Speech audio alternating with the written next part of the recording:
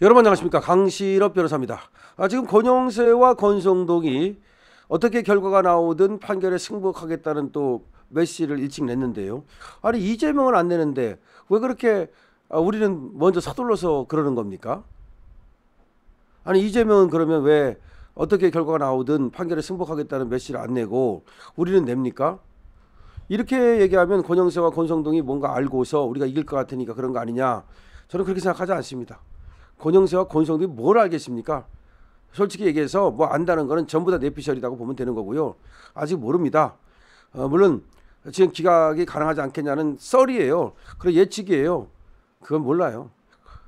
이재명 때도 말이죠, 누가 무죄 나올 거라고 생각한 사람 많지 않았어요. 다만 이상한 조짐이 있었다 그랬죠, 제가. 그 이상한 조짐이 뭐라 그랬습니까? 이상하게도 법원을 갔다가 못 들어가게 하더라, 차량을. 4, 5일 전부터. 그리고 문을 봉쇄를 하더라. 이상하다. 뭔가 그 현상이 바뀌는 거 아니냐. 1심에서 유죄가 났는데 2심에서도 유죄가 나면 그렇게까지 할 필요가 없잖아요. 근데 1심에서 유죄가 나왔던 걸 2심에서 무죄로 바꿨잖아요. 그러니까 혹시라도 서부지방법원 사태 같은 것이 벌어질까 봐 미리 대비를 한 게 아니냐, 그런 의심을 했는데 그렇게 됐잖아요. 근데 지금 보세요. 3일 전에 이제 기일을 지정해서 통보를 했습니다. 그리고 이틀 전도 아니고 3일 전이에요. 그리고 일반인 방청까지도 허용한답니다. 일반인 방청까지도 허용한답니다. 이거는 뭔가 자신 있다는 거거든요. 헌재가 공격적으로 나가겠다는 거거든요. 방어적으로 나가겠다는 게 아니에요. 그리고 생중계를 허용한답니다. 물론 생중계는 뭐 당연히 할 수 있는 거지만, 뭐 생중계도 근데 당연히 할 수 있는 거라도 또 사실은 뭐 안 하는 쪽으로 방향을 합의를 하면 또 안 할 수도 있어요. 그런데 어쨌든 생중계를 하겠다고 발표를 했습니다.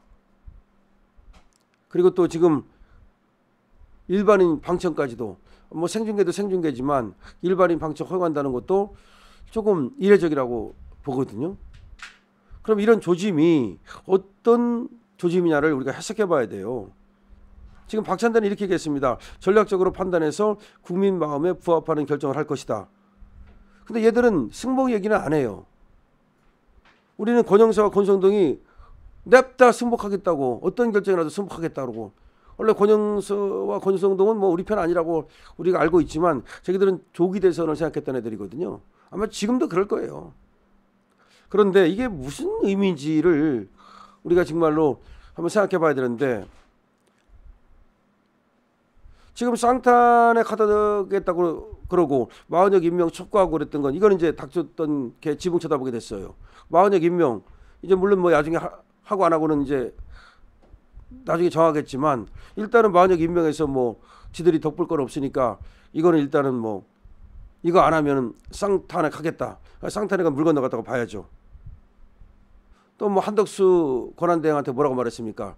30일까지 마흔역을 임명하지 않으면 중대 결심을 하겠다. 그러더니 뭐 4월 1일까지 또 하지 않으면 중대 결심을 하겠다.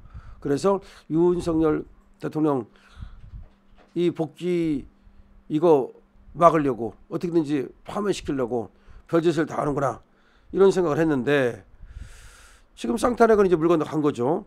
필요성이 없으니까요. 근데 민주당이 최고위를 소집해서 향후 대응 방안과 전략 논의를 한다는 거예요. 근데 이게 얘들은 그때 이재명 공직선거법 2심 나올 때도 그 2심 결과 후에 이 의원총회를 하겠다고, 얘들은 껐듯하면 최고위 열고 껐듯하면 의원총회 오고 그래요. 껐듯하면 최고위 열고 껐듯하면 의원총회 열고 그러는데, 뭘 알고 하는 건지 뭘 몰라서 하는 건지, 아니면 뭐 일부러 그렇게 자꾸 광을 팔고 광을 파는 건지. 자, 이렇게 얘기했답니다. 민주당은 말이죠. 대응 방향에 대한 지도부 논의가 필요하지만 탄핵 등이 마후보자 임명에 맞춰진 전략이었던 만큼 재검토가 불가피하다. 탄핵은 일단은 물 건너갔다는 얘기죠. 지금 윤 대통령 파면이 가장 중요하니 여기에 총력을 다하고 만약 탄핵을 추진하더라도 탄핵 심판 선고 이후에 할 가능성이 있다. 이게 무슨 말이냐면요, 이런 얘기로 해석이 가능해요. 제가 지금 요로하고 전화를 해보고 했는데, 지금 이 탄핵이 윤석열 대통령이 복귀하더라도 탄핵하겠다. 그런 의미로 해석할 수 있다는 거예요. 이 쌍탄핵 얘기하고 국무위원 줄탄핵 얘기한 것이 한쪽에서는 뭐라고 지금 해석을 하느냐면 얘들이 윤 대통령이 복귀한다는 걸 알고서 윤 대통령이 복귀한 이후에 다시 마은혁을 임명하지 않았다는 그 핑계로 지금 한덕수하고 지금 최상목을 먼저 탄핵한 다음에 또 대통령한테도 대통령은 빨리 임명하시오. 또 그러고 나서 또 임명 안 하면 그거 가지고 또 트집 잡아가지고 다시 한번 탄핵을 시도를 하려는 게 아니냐. 심지어 그런 말까지 나와요. 물론 그랬다가는 역풍이 엄청 불겠지만 쟤들이 역풍 생각하는 애들입니까? 지금 민주당 애들이 역풍 생각하는 애들이에요? 대통령이 복귀하는 것을 전제로 복귀하고 나서 민노총 그 시위하고 그리고 또 계속해서 탄핵한다고 협박하고 그렇게 하려고 그러는 게 아니냐. 즉 대통령 복귀를 전제로 쟤들이 밑밥을 던지는 것이 아니냐. 그런 얘기까지 나오고 있어요. 글쎄요. 정말 쟤들은 윤 대통령 복귀해도 계속해서 윤 대통령을 인정하지 않고 끌어내리려고 하는 시도를 할 가능성이 많은 애들이잖아요. 복귀한다 그래서 쟤들이 개과천선해가지고서 달라지겠습니까? 그렇기 때문에 결과적으로는 지금 광화문에서 그리고 우리 자유우파 국민이 결집해서 정말 혁명에 가까운 저항권을 행사하지 않으면 윤 대통령이 복귀하더라도 쉽지 않다는 말까지 벌써 나오고 있습니다. 물론 이제 복귀한 다음에 얘기다. 그거는 그렇죠. 일단은 복귀한 다음에 얘기지 무슨 뭐 그렇지만 어쨌든 녹록지 않다. 그리고 걔들이 그런 것까지도 생각했을 가능성이 있다는 얘기까지 나온단 말이에요. 지금 왜 4월 4일로 이렇게 긴급하게 정해야 되느냐. 제가 좀 알아봤더니 원래는 이 문영배가 놓고 가려고 했던 거였다는 거죠. 그럼 문영배는 이재명한테 그렇게 뭐 엄청 호의적인 생각을 갖고 있지 않다 이 말이에요. 문영배는 사실 오히려 문재인하고 가깝다. 문영배는 문재인하고 가깝다는 말도 있어요. 그런데 이 문재인 쪽에서는 그리고 김정숙 누구보다도 또 문재인에 영향을 많이 끼치는 게 김정숙이잖아요. 김정숙 쪽에서는 김혜경에 대해서 그렇게 호의적인 생각을 갖고 있지 않다는 거예요.